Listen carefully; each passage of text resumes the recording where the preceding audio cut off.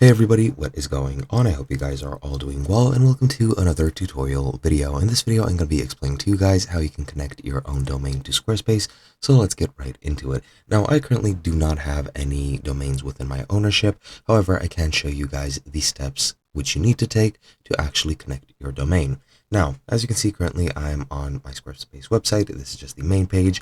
I'm in the website tab, and what we're going to do from here is we're going to go into the settings menu in the bottom left.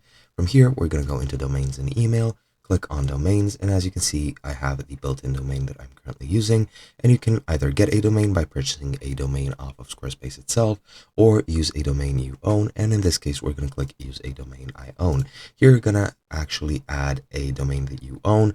Now, I'm not sure what I should put in here, but for example, let's say www.google.com. It's not going to allow me to actually enter this domain. But as you can see, this domain transfer is already in progress. So I don't know, let's try it with Bing this time. So let's go like that.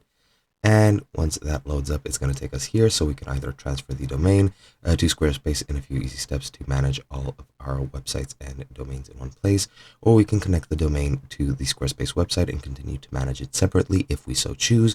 It really doesn't matter what you pick. Both are going to have their own sort of variances, which you're going to need to keep your eye out for. And as you can see, this will only allow you to manage your websites through Squarespace, which they recommend, which of course they do.